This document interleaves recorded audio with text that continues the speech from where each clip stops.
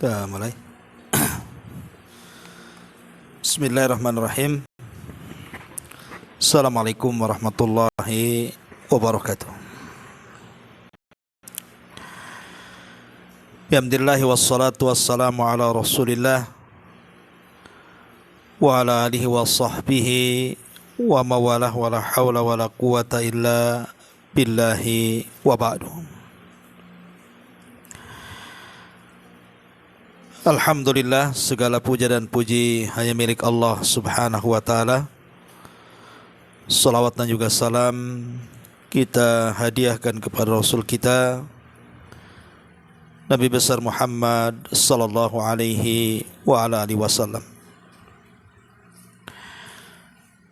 Kita lanjutkan kembali kajian kita, masih membahas kitab Bahjah Qulubil Abrar, karya besar Syekh Abdurrahman Ibn Nasir As-Sa'di rahimahullahu ta'ala. Dan kita sudah masuki hadis yang ke-34 yang berbicara tentang dibalik keutamaan sedekah. Kita baca hadisnya baru kita terangkan. An Abi Hurairah radhiyallahu anhu qala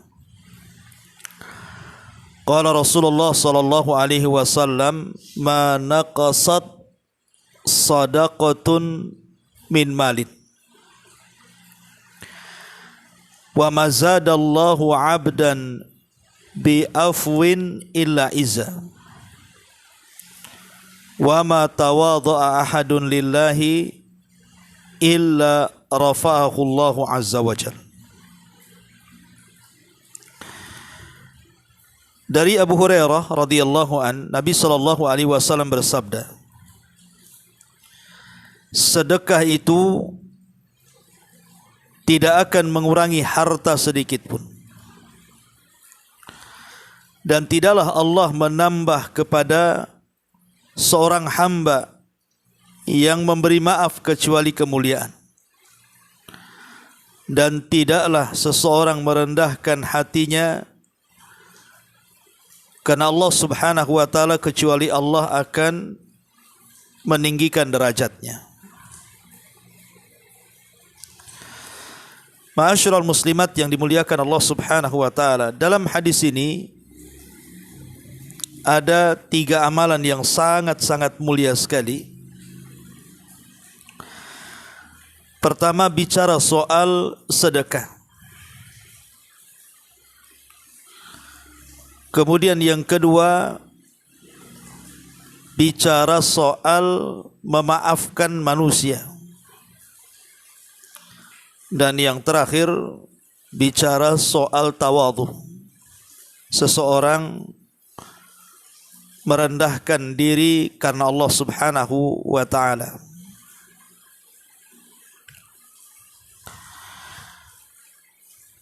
Ma'asyiral muslimat yang dimuliakan Allah subhanahu wa ta'ala, baik kita akan kupas satu persatu di antara 3 amal ini.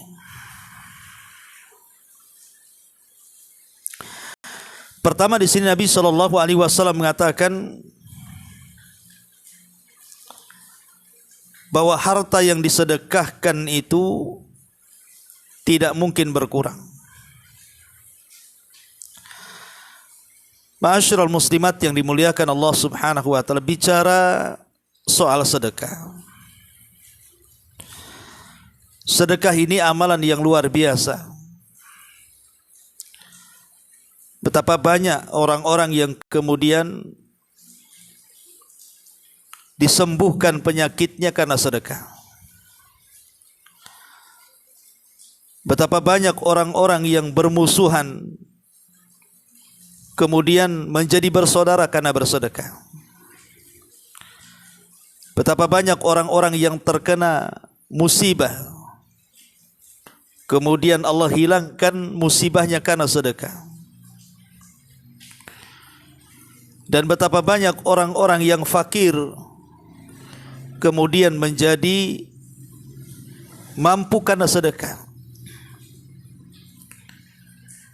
Dan sedekah juga kelak di kuburan akan menjadi pembela kita. Bahkan pada hari kiamat juga sedekah juga akan menggiring kita ke dalam sorga. Bahkan ada satu pintu sorga itu yang disebut dengan pintu sedekah. Ma'asyiral muslimat yang dimuliakan Allah Subhanahu wa taala. Kalau kita membuat sebuah pertanyaan, seandainya Allah Subhanahu wa taala menghadapkan kita dengan api neraka, kemudian Allah Subhanahu wa taala selamatkan kita dan tidak jadi masuk api neraka. Pertanyaannya, apakah kita mau diselamatkan oleh Allah Subhanahu wa taala dari azab neraka? Tentu jawabannya iya. Maka hal itu bisa kita lakukan dengan cara sedekah. Disebutkan dalam hadis yang dikeluarkan Imam Bukhari dari Adi ibn Hatim radhiyallahu an, dia mengatakan, Rasul sallallahu alaihi wasallam bersabda, "Ma minkum ahadun illa sayukallimuhu rabbuhu laisa bainahu wa bainahu turjuman fayanzuru aymana minhu fala yara illa ma qad qaddam min amali wa yanzuru ash'ama minhu fala yara illa ma qaddama wa yanzuru baina yadayhi fala yara illa an-nar tilqa'a wajhi fattaqun nara walau bisyikki tamra." Kata Nabi SAW, tidaklah salah seorang di antara kalian melainkan akan diajak bicara oleh Allah tanpa ada juru penerjemah satupun. Saat ia melihat ke sebelah kanannya, maka ia tidak melihat selain amalannya yang pernah dilakukannya. Kemudian saat ia melihat ke sebelah kirinya, maka ia tidak melihat kecuali apa yang telah ia lakukan dari dosa-dosanya. Tapi saat ia melihat ke depannya, maka ia melihat selain neraka di hadapan mukanya. Kemudian kata Rasul, maka jagalah kalian dari neraka walaupun dengan hanya separuh biji kurma yang kau sedekahkan. Lihat bagaimana Nabi SAW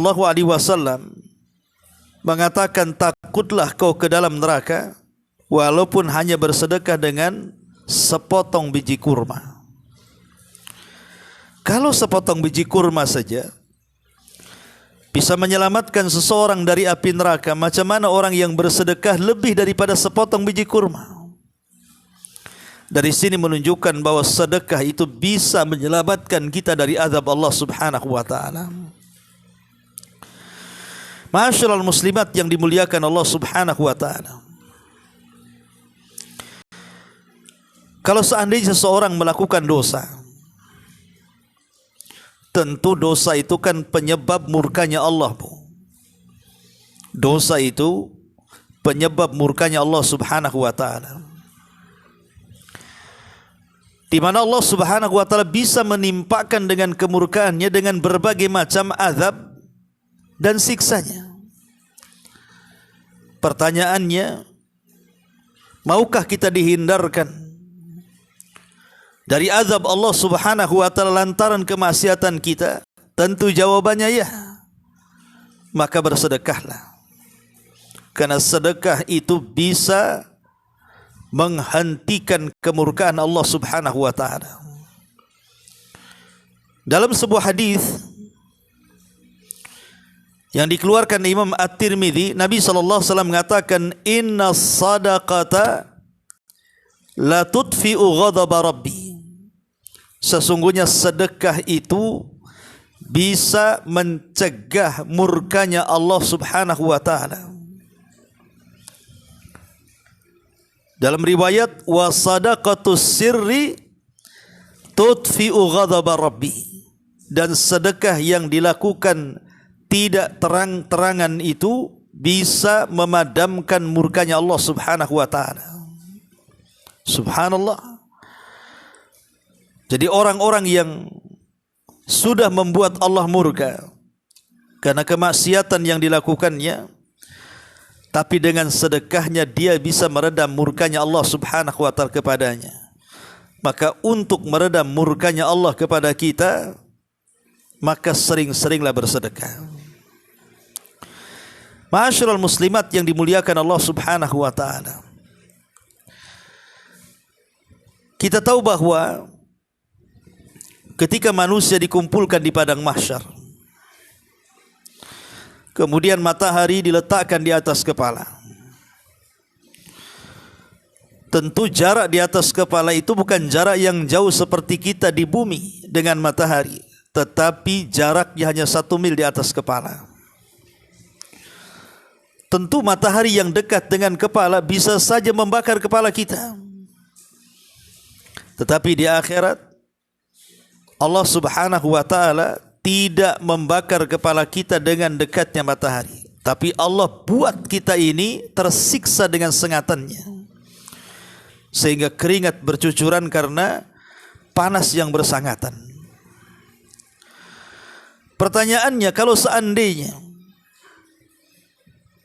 Allah Subhanahu wa taala menyediakan payung kepada kita, sehingga kepala kita dengan matahari ada penghalang, apakah kita mau mendapatkan payung yang menghalangi kepala kita dengan matahari? Tentu jawabannya ya. Maka bersedekahlah, karena payung antara matahari dengan kepala kita itu salah satunya dengan sedekah. Kepala kita tidak akan tersengat matahari karena ada yang menaunginya.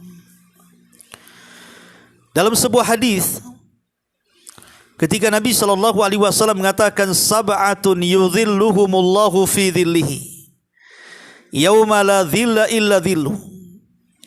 Ada 7 golongan yang akan mendapatkan naungan Allah di hari yang tidak ada naungan kecuali naungan Dia semata, Allah Subhanahu wa taala. Lah salah satunya Nabi SAW mengatakan, wa rajulun tasaddaqa bi sadaqatin fa akhfaha hatta la ta'lama shimaluhu ma tunfiqu yaminuhu. Kata Nabi SAW, seseorang yang bersedekah dengan satu sedekah, lalu ia menyembunyikan sehingga tangan kirinya tidak tahu apa yang diinfakkan dengan tangan kanannya. Lihat bagaimana fadilah orang yang bersedekah. Mereka akan mendapatkan naungan di hari yang tidak ada naungan kecuali naungan Allah Subhanahu wa taala. Ma'asyiral muslimat yang dimuliakan Allah Subhanahu wa taala. Kalau seandainya seseorang mendapatkan musibah, musibah apa saja, entah berupa kesehatan, entah berupa diuji ekonominya, diuji rumah tangganya, diuji oleh anak-anaknya, dan lain sebagainya. Namanya musibah, dan ujian itu kan macam-macam. Pertanyaannya, maukah kita ini dilepaskan dari ujian-ujian itu? Kita tidak dipersulit kesehatannya, tidak dipersulit ekonominya, tidak dipersulit keluarganya, dan begitu seterusnya. Tentu jawabannya, tentu ya. Kita sangat menghendaki kita ini keluar dari penderitaan itu. Maka bersedekahlah, karena sedekah itu bisa menjauhkan kita dari berbagai macam ujian dan berbagai macam bala bencana yang menimpa kita. Perhatikan ucapan Imam Ibnul Qayyim rahimahullahu ta'ala. Apa kata Imam Ibnul Qayyim? fa inna lis-sadaqati ta'thiran ajiban fi daf'i anwa'il bala. Kata beliau, sesungguhnya di balik sedekah itu ada pengaruh yang menakjubkan untuk mencegah berbagai macam bala dan ujian yang akan menimpa kita. Walau kanat min fajirin aw min zalimin bal min kafirin. Walaupun sedekah itu datang dari orang jahat, orang zalim, bahkan orang kafir. Fa innallaha ta'ala yadfa'u biha anhu anwa'an minal bala. Maka Allah akan mencegah darinya dari berbagai macam bala dan bencana. Wa hadza amrun ma'lumun 'indan nas khassatuhum wa 'ammatuhum. Dan ini perkara yang maklum di sisi manusia yang khusus ataupun yang umum. Wa ahlul ardi kulluhum mukirruna bihi li'annahum jarrabuhu. Dan penduduk bumi sudah mencobanya dan sangat mujarab untuk menghilangkan berbagai macam bala dan bencana. Kalau seandainya orang kafir saja bersedekah, itu pengaruhnya ada bagi mereka. Atau orang zalim bersedekah, itu ada pengaruh bagi mereka. Apalagi yang bersedekah ini orang baik dan dia seorang muslim. Apalagi yang bersedekah ini memang orang yang taat dan dia seorang mukmin. Tentu pengaruh sedekah luar biasa lagi ketika menghilangkan bala dan bencana yang akan menimpa kita. Terutama di musim-musim wabah kemarin gitu kan. Di musim-musim corona dan begitu seterusnya. Ya. Ma'asyiral muslimat yang dimuliakan Allah Subhanahu wa taala. Kita tahu bahwa manusia sangat ingin mempertahankan kekayaannya. Minimalnya kalaupun tidak bertambah jangan sampai berkurang. Bahkan ada orang yang kemudian apabila berkurang hartanya itu kepikiran. Umpamanya dia punya rumah 3, kemudian yang satu kena gempa, itu kepikiran tuh. Atau mungkin dia punya uang, dompetnya hilang, yang di dompet banyak pula, kepikiran itu. Pertanyaannya, maukah harta kita ini bukan hanya tidak berkurang, tapi Allah Subhanahu wa taala akan tambah dan tambah? Tentu jawabannya ya. Maka rahasianya bersedekahlah. Karena Nabi SAW mengatakan dalam hadis ini kan, mana qasad sadaqatun min mal.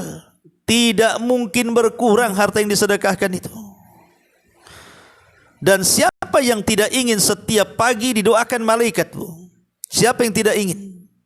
Saya, ibu atau siapapun kan ingin setiap pagi itu malaikat mendoakan kita kan. Maka kalau ingin setiap pagi kita didoakan malaikat dengan doa supaya harta kita ini tidak pernah berkurang dan senantiasa bertambah, maka bersedekahlah.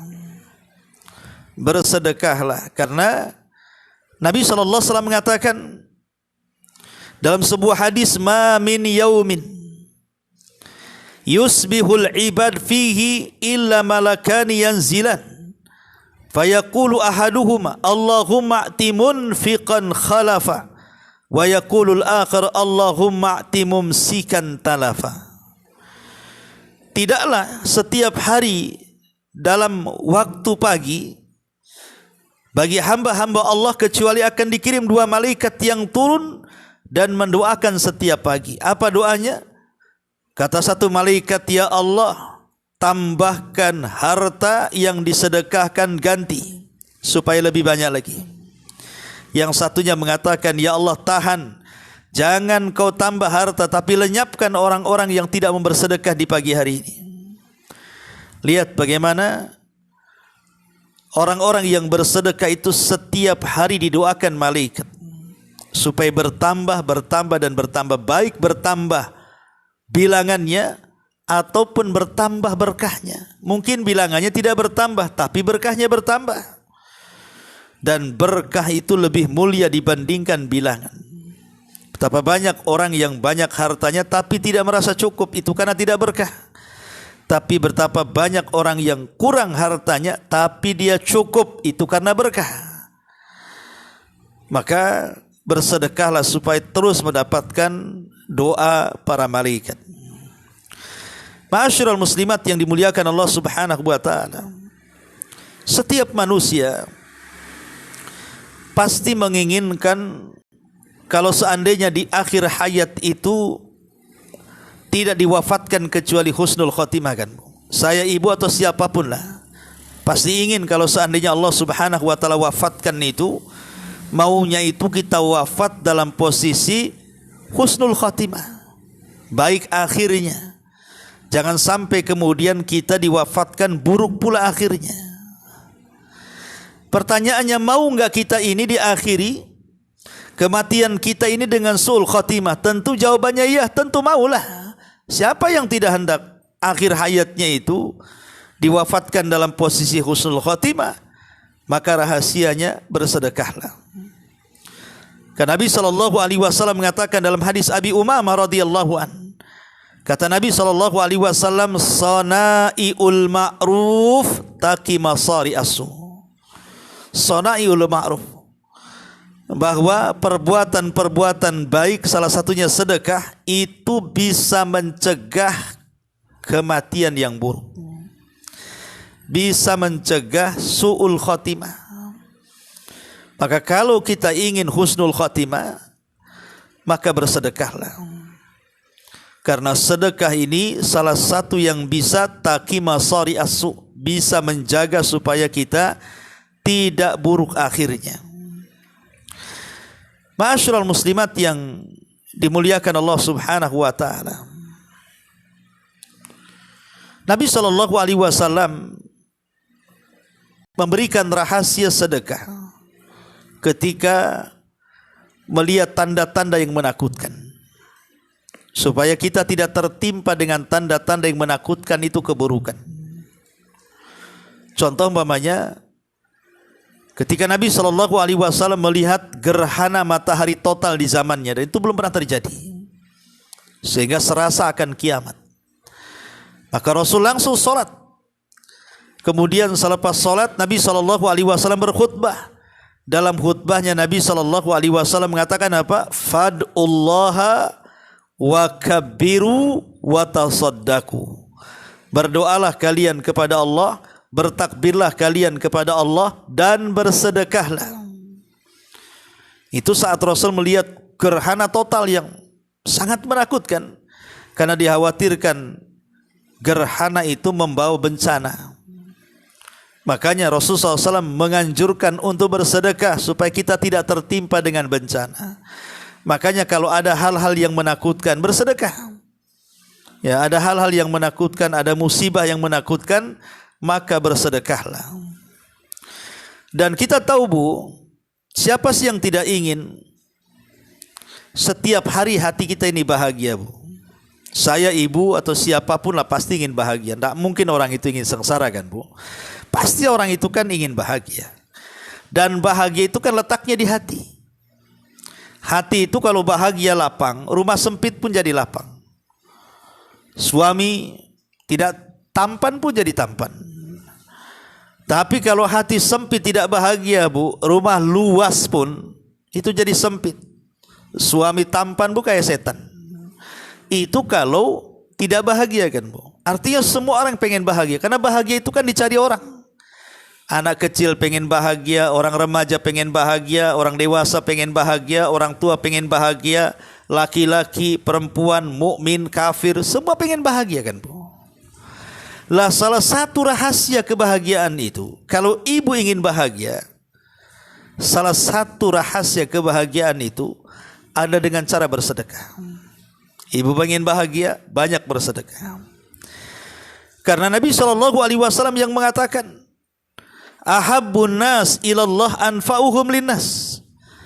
Manusia yang paling dicintai Allah itu adalah manusia yang paling bermanfaat untuk manusia yang lainnya. Wa ahabbul a'mal ilallah sururun tudkhiluhu ala qalbi muslim. Dan seutama-utama amal yang paling dicintai Allah adalah kebahagiaan yang ibu tanam kepada hati seorang muslim. Dan al-jaza min jinsil amal, Bu. Balasan itu sesuai dengan amalannya. Kalau ibu membahagiakan orang, maka Allah akan berikan kebahagiaan kepada kita. Kalau ibu membuat bahagia manusia, maka Allah akan berikan kebahagiaan kepada kita. Itulah al-jaza min jinsil amal kama tadinu tudan, kata para ulama. Sebagaimana kita membahagiakan orang, maka Allah akan berikan kebahagiaan itu kepada kita. Lah sedekah itu salah satunya membahagiakan orang. Terutama orang-orang miskin, orang-orang fakir yang mereka berhajat kepada sedekah uluran tangan kita. Ketika kita memberikan apa yang kita miliki kepada mereka, kemudian mereka bahagia, ketahuilah, maka sebentar lagi kebahagiaan itu akan sampai kepada ibu. Karena ibu sudah membahagiakan orang. Sama dengan ibu mencelakakan orang, nanti ibu celaka. Ibu mempersulit orang, ibu akan mendapatkan kesulitan. Maka siapapun yang membahagiakan orang, maka kebahagiaan itu akan sampai kepada kita. Dan siapa yang tidak ingin dalam kehidupannya ditolong Allah? Saya, ibu atau siapapun, pengen bu ditolong Allah? Pengen, karena kalau Allah terlibat dalam masalah besar, pasti akan mudah kita lakukan dan kita uraikan. Kalau Allah tidak terlibat dalam masalah kecil sekalipun, susah untuk kita mencari jalan keluarnya. Maka siapapun pengen mendapatkan pertolongan Allah kan bu. Lah rahasia pertolongan itu ada di sedekah. Nabi SAW juga mengatakan dalam sebuah hadis, Allahu fi aunil abdi ma kanal abdu fi auni akhihi. Allah akan senantiasa menolong hamba-hambanya selama hamba itu menolong saudaranya.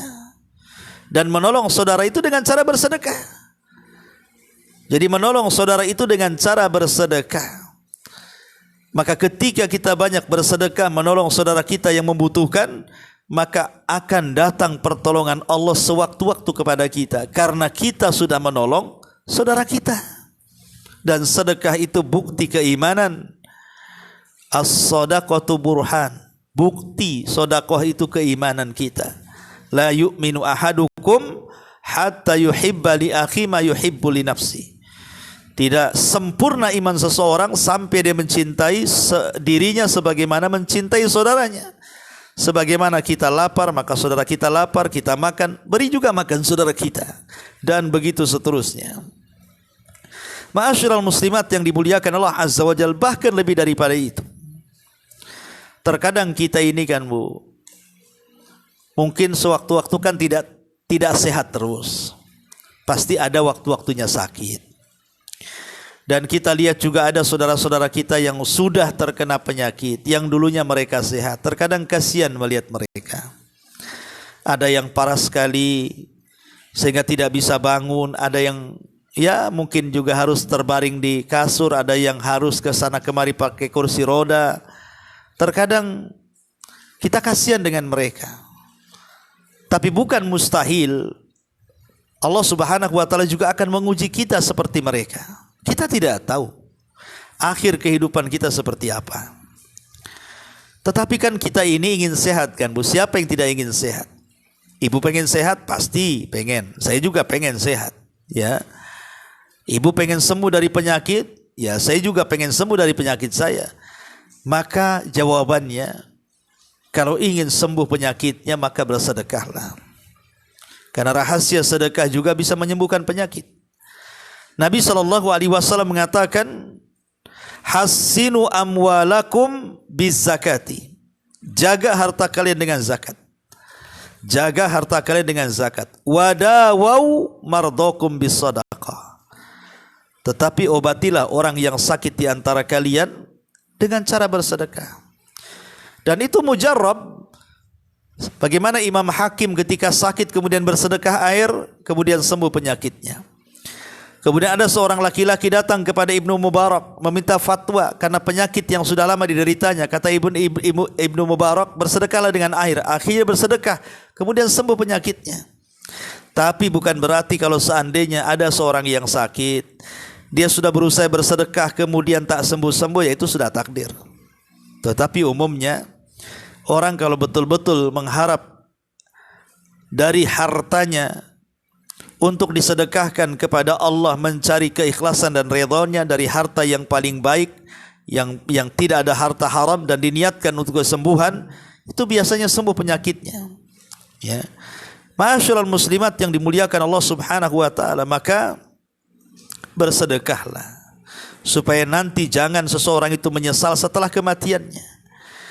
Karena disebutkan dalam surah Al-Munafiqun ayat 10 itu Allah mengatakan wa anfiqu mimma razaqnakum min qabli ayyatiya ahadakumul maut fayaqul rabbi laula akhartani ila ajalin qarib fa asaddaqa wa akum minas salihin. Berinfaklah apa yang kami rizkikan kepada kalian sebelum datang salah seorang di antara kalian dengan kematian. Sebab kalau sudah mati, maka dia akan mengatakan, ya Rabb, tangguhkan sesaat aku ingin kembali ke dunia supaya aku bisa bersedekah dan aku termasuk orang yang saleh. Mungkin mustahil orang mati hidup lagi kan.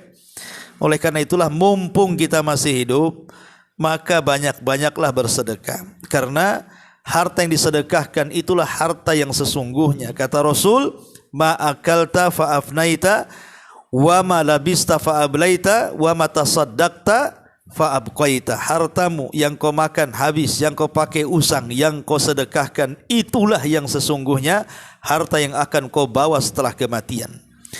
Ma'asyiral muslimat yang dimuliakan Allah Azza wa Jalla, dan banyak lagi lah kalau kita cerita tentang fadilah dan keutamaan sedekah ini. Pertanyaannya, bagaimana sedekah kita ini supaya bernilai tinggi di hadapan Allah? Saya, ibu kan pengen juga kalau sedekahnya bukan hanya sekedar sedekah, tapi sedekah itu pengen bernilai tinggi, bermanfaat untuk hidup kita. Macam mana caranya? Ya. Pertama, niatkan bahwa ketika ibu bersedekah itu ibu sedang berniaga dengan Allah. Dan berniaga dengan Allah itu tidak ada ruginya. Lan tabur, tidak mungkin rugi. Berniaga dengan manusia bisa rugi. Berniaga dengan Allah tidak mungkin rugi, karena kita sedang berniaga untuk akhirat kita. Ini yang pertama. Kemudian yang kedua, ketika bersedekah itu berusaha mustatiran makhfiyan, berusaha hindarkan dari pandangan manusia, sembunyi-sembunyi. Cukuplah kita dengan Allah yang tahu sedekahnya, supaya kita tidak terangsang untuk riya dan sum'ah, supaya terlatih dengan keikhlasan kita. Karena sedekah yang sembunyi-sembunyi itu, maka itu sedekah yang luar biasa. Ya. Kemudian juga yang ketiga, sedekahlah dikala kaya dan sehat. Sedekahlah dikala kaya dan sehat. Ibu lagi kaya, ibu lagi sehat, sedekah. Sebab nanti kalau sudah fakir, sudah sakit, berat orang bersedekah itu. Ketika dia fakir, apa yang saya sudah sedekahkan, makan aja sulit. Ketika tidak sehat, sakit, sayang untuk berobat, akhirnya tidak jadi sedekah. Mumpung kaya, mumpung sehat, mumpung cukup, sedekah. Kapan lagi, jangan ditunggu-tunggu. Itu paling utama sedekah tuh. Ya. Ma'asyiral muslimat yang dimuliakan Allah Subhanahu wa taala. Kemudian yang keempat juga, sedekah kepada karib kerabat yang terdekat sebelum yang lainnya. Karena mendahulukan karib kerabat terdekat lebih utama dibandingkan yang lainnya, karena akan dapat dua pahala, pahala sedekah dan pahala silaturahim. Ya. Kemudian baru bicara tentang sedekah-sedekah di bawahnya. Itulah keutamaan sedekah. Dan terutama, sedekahlah dengan uang hasil jerih payah dan hasil halal. Jangan sedekah dari yang haram. Jangan sedekah dari yang haram. Ya. Karena innallaha thayyibun la yaqbalu illa thayyiban. Allah itu baik, tidak menerima kecuali yang baik-baik. Ya. Ma'asyiral muslimat yang dimuliakan Allah Azza wa Jalla. Adapun macam-macam sedekah ya. Sedekah itu kan macam-macam, ada sedekah wajib. Ya, seperti zakat itu wajib itu ya. Kalau sudah sampai haul nisab, zakat. Ada sedekah sunnah. Itu disebut dengan tabarru namanya ya. Tabarru. Sedekah sunnah ini ada yang sifatnya terang-terangan, ada yang sifatnya sembunyi. Ya kapan terang-terangan, kapan sembunyi-sembunyi sesuai dengan kemaslahatan dan terhindar dari riya dan sum'ah tadi. Ya. Kemudian juga sedekah ini kan macam-macam. Ada yang sifatnya untuk orang yang sudah meninggal. Pemanya orang tua kita meninggal, kita sedekah, kemudian ditransfer pahalanya, maka ini seafdal-afdal amal. Amalan yang dikirim kepada orang mati itu banyak, tapi yang disepakati ulama cuma 2. Amalan mengirim pahala kepada orang mati itu banyak, tapi semua diperselisihkan para ulama tentang sampai dan tidaknya, kecuali 2 disepakati pasti sampai. Pertama doa, yang kedua sedekah. Doakan orang yang sudah meninggal dari orang tua kita, kemudian sedekahlah untuk mereka. Itu dipastikan sampai, karena tidak ada khilaf ulama. Ya. Kemudian juga di sana ada sedekah yang sifatnya mengalir dalam bentuk wakaf. Ya, afdal sedekah itu dalam bentuk wakaf, Bu. Wakaf itu maksudnya umpamanya lagi pembangunan masjid, pesantren, dia sedekah tiangnya atau dengan semennya, dengan besinya. Pokoknya yang tidak hilang. Sebab kalau sedekah makanan kan habis gitu ya. Tapi kalau dalam bentuk wakaf bangunan atau tanah itu kan, maka itu akan mengalir pahalanya. Itulah yang kemudian disebutkan oleh Nabi SAW, sedekahun jariyah. Sedekah yang mengalir maksudnya yang bersifat wakaf ya. Jadi membeli sajadah untuk masjid gitu ya. Selama tidak rusak maka akan terus mengalir amalannya. Taib, masyiral muslimat yang dimuliakan, ini yang pertama. Ma naqasat malu sadaqah. Tidak akan berkurang harta yang disedekahkan. Kemudian yang kedua di sini, wa ma zadallahu 'abdan bi afwin illa izzan. Kata Nabi SAW, tidaklah Allah menambah seorang hamba dengan mudah memaafkan kepada saudaranya kecuali kemuliaan. Bu, meminta maaf itu bukan kehinaan.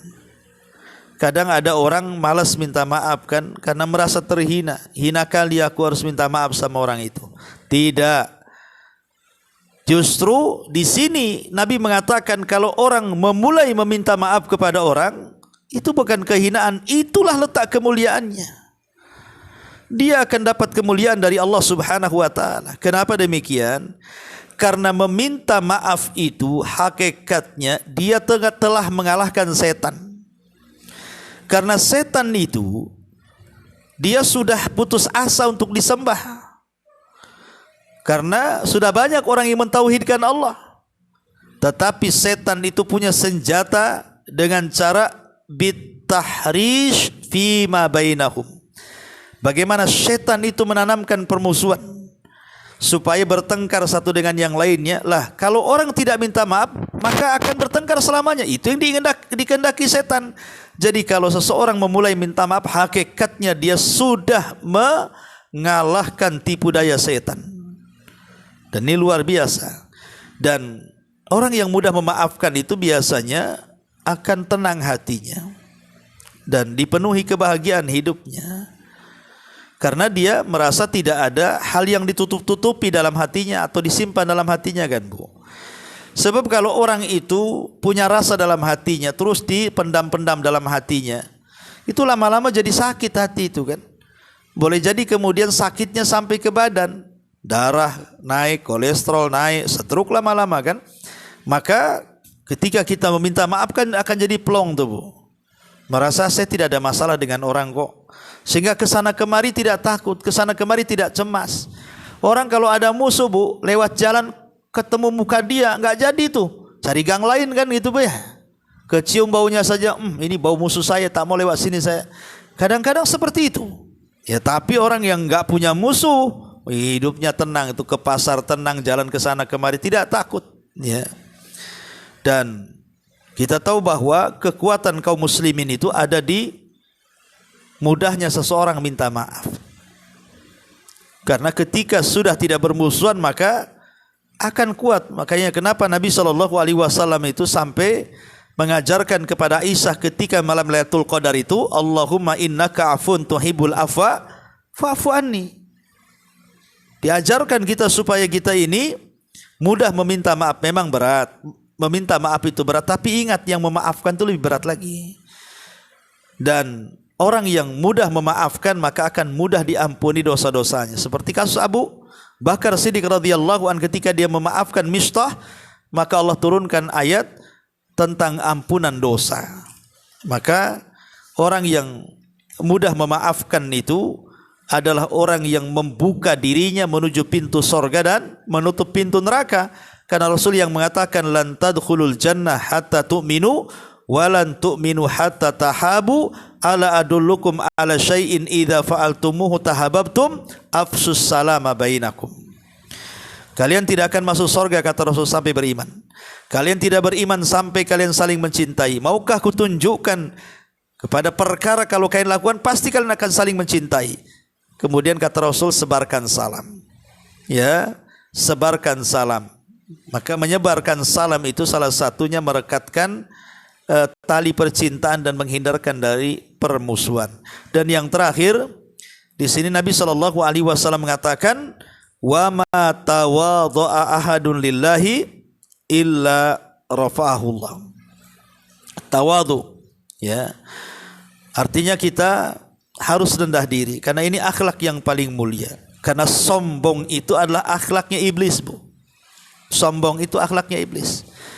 Ketika kita tawadhu berarti kita telah berakhlak dengan akhlak Allah. Karena kalau nama Allah itu sifatnya jalalah, keagungan, seperti Allah itu mutakabir, sombong, maka kita berakhlak dengan kebalikannya. Kita tidak boleh sombong, maka kita harus tawadhu.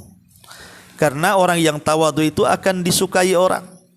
Allah mengatakan fabima rahmatin minallahi lintalahum. Karena dengan rahmat yang Allah anugerahkan kepadamu, maka lembutlah engkau kepada mereka. Walau kunta faddan ghalidhal qalbi lan faddu min hauli. Kalau engkau keras, sombong, maka orang tidak akan mendekati kamu. Tidak ada manusia sombong dicintai, Bu. Tapi betapa banyak orang-orang yang tawadhu, rendah diri itu dicintai manusia. Makanya jadilah kemudian manusia-manusia yang bertawadhu kepada, baik kepada Allah ataupun kepada manusia. Inilah di antara 3 amalan yang sangat istimewa. Pertama, sedekah. Yang kedua, mudah meminta maaf. Dan yang ketiga, bertawadhu. 3-tiganya bisa mengangkat derajat kita di hadapan Allah Subhanahu wa ta'ala. Wallahu alam. Ya, syarahnya ibu baca sendiri, ya, kurang lebih penjelasannya. Taib, sebelum saya tutup, silahkan kalau ada yang mau bertanya.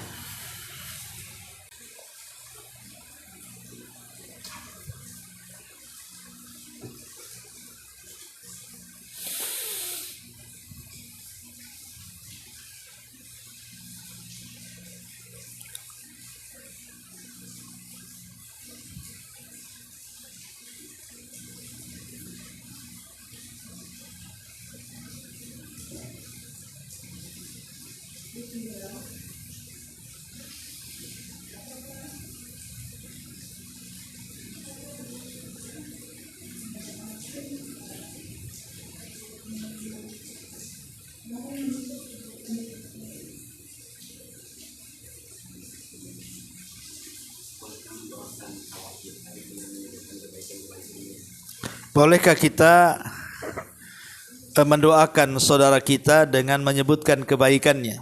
Boleh, tidak ada masalah. Ya. Nabi SAW selalu menyebutkan kebaikan orang yang berbuat baik kepadanya, dan Rasul tidak pernah melupakan kebaikan orang. Jadi kita boleh mendoakan saudara kita karena kebaikannya, dan kita juga boleh mendoakan saudara kita dengan hidayah karena keburukannya. Maka ketika kita mendoakan saudara kita karena kebaikannya, maka ini manusia yang tahu bagaimana cara bersyukur akan kebaikan manusia.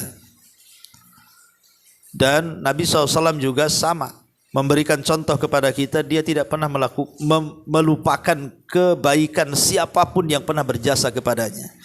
Dia senantiasa mendoakan.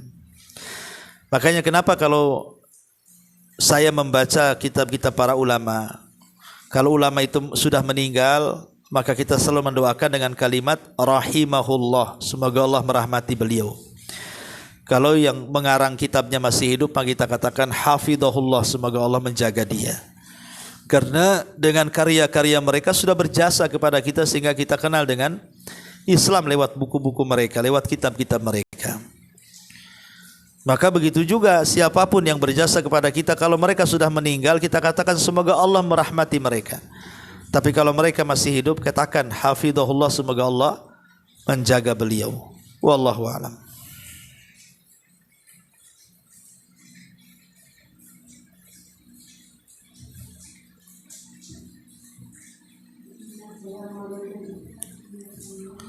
Waalaikumsalam.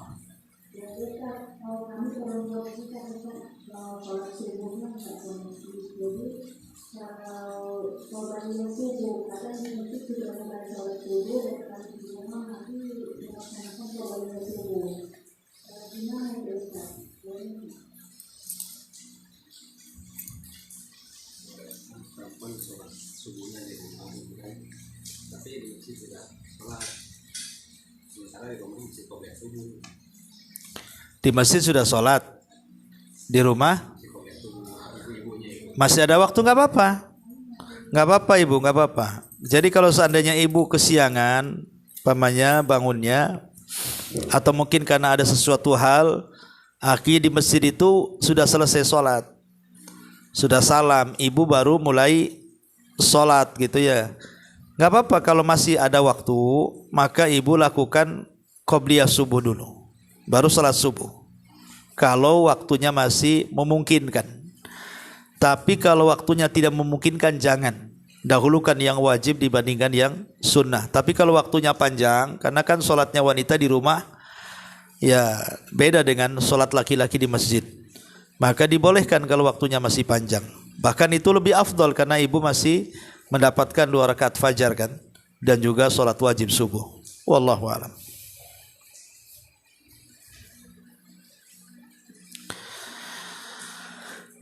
Ya, saya kira cukup. Subhanakallahumma bihamdika, asyhadu an la ilaha illa anta, astaghfiruka wa atubu ilaik. Allahu ta'ala alam. Assalamualaikum warahmatullahi wabarakatuh.